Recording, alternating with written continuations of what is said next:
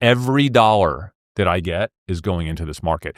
Stocks that I loved 2 months ago are half price. Yeah. Half price. And I'm just like, what do you think about the big five? warning? The warning from like Vanguard and Buffett and Charlie Munger that we might see lower than average returns over the last decade. And they've been saying this since really 2021.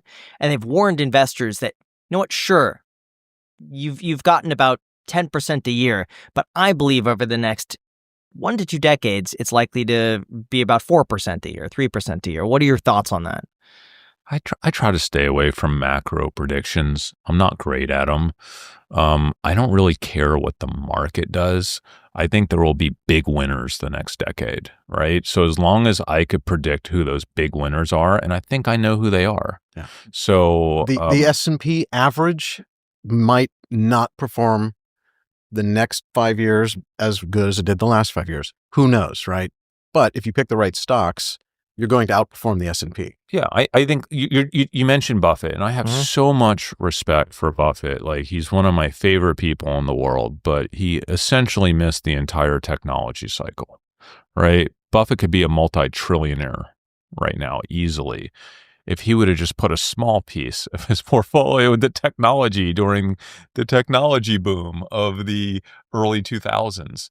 So macro stuff is hard. That's all I'm saying. It's hard for me. It's hard for Buffett. It's hard for everyone to predict macro because there are too many variables and the world is constantly evolving and changing in ways that we never would have anticipated. So whenever you hear someone making macro predictions, they're making them assuming that the world stays relatively consistent with the way that it's been during their lifetime. I'm telling you that we're about to see a radical shift in technology driven mainly by artificial intelligence, where nobody could really predict how the next 10 years is going to go and how it's going to look. The one thing that I do know is that productivity, I think, will skyrocket. So what should the average person do with this information and with everything going on in the market? Either don't do anything, or if you are going to do something, I would be figuring out whatever you can do to get a second or a third job. Start driving Uber at night, start washing cars on the weekend, start flipping garage sale merchandise. I don't care what you have to do, whatever you can do to make a little bit of extra cash over the next few weeks to next few months to be able to invest in risk assets. Listen, for me, I'm investing in Robinhood and NVIDIA and aggressive Tesla. tech stock, Tesla. Yeah. Like that's what I'm doing with my money. Like, you might not agree with my stock picks, but this is the time to figure out how to find risk dollars in your life. Do it in a way that won't harm your family if it goes wrong. All right, but find risk dollars. Just this is the time to maybe save some money, make some extra money, figure out how to get some extra cash just for the purpose of getting crazy rich later, because you want to have money in risk assets right now for the next 10 years. Like, you want to find money to put in risk assets. Guys, I've seen a lot.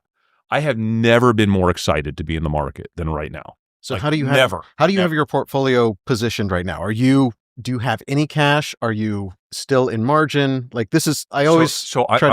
not with the volatility and when the concentration risk of having a single individual moving equity markets every day. Yeah. I mean, what if Trump lost his mind a week ago? What if? Right? That's right. When we're running scenario analysis, one of those scenarios must be that maybe Trump lost his mind, right? And maybe he's just going to keep going on this and not stop, even if the market's down 50%. And you can't do anything about it, right? So there's a level, you have to acknowledge that as a risk. So I'm not levered, Dave. Yeah.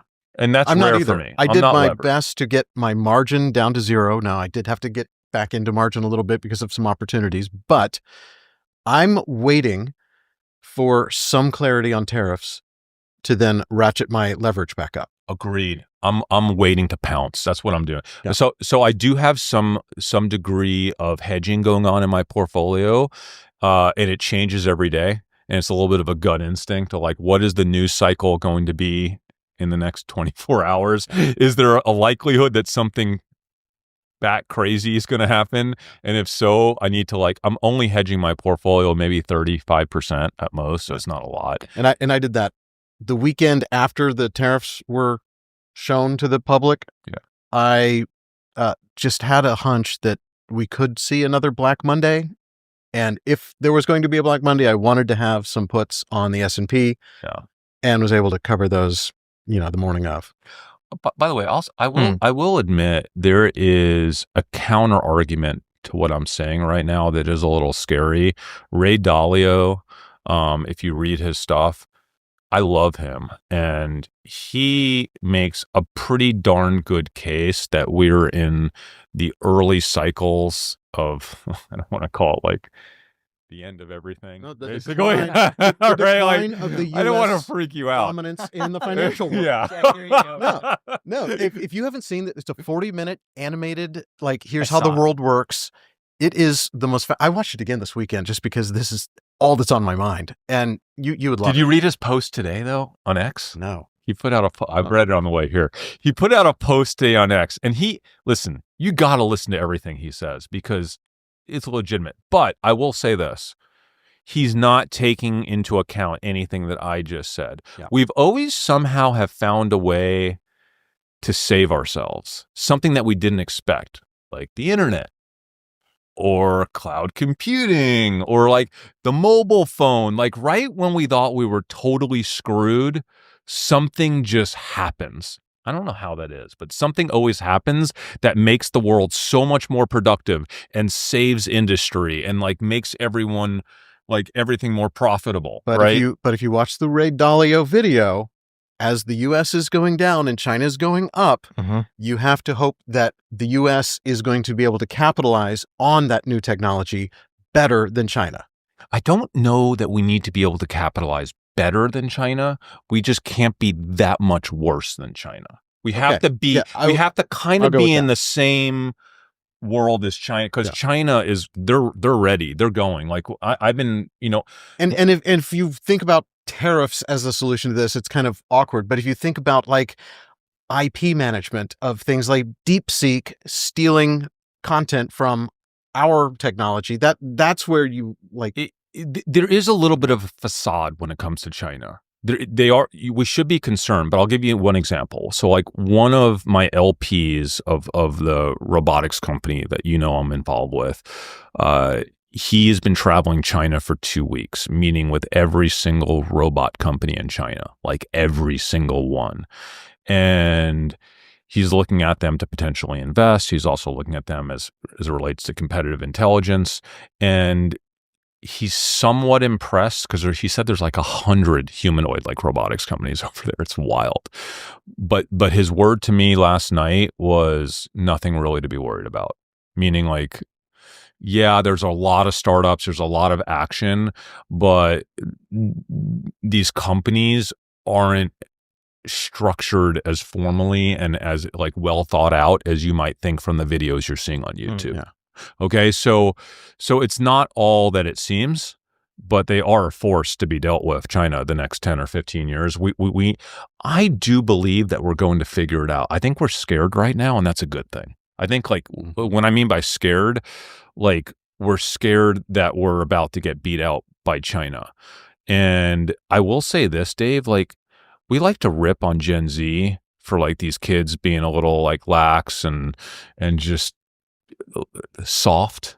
I'll say I'm Gen X, right? So I'm going to call them soft. But I'm starting to engage with a lot of these kids, especially in robotics. And let me tell you something, they are smart as hell. And I don't think we can just label Gen Z as one thing, because there is a section of Gen Z, these kids are just wildly ambitious and crafty and resourceful. And I actually believe that generation's going to step up in a really big way and save us. I do. I think they're going to compete. I'm confident in that.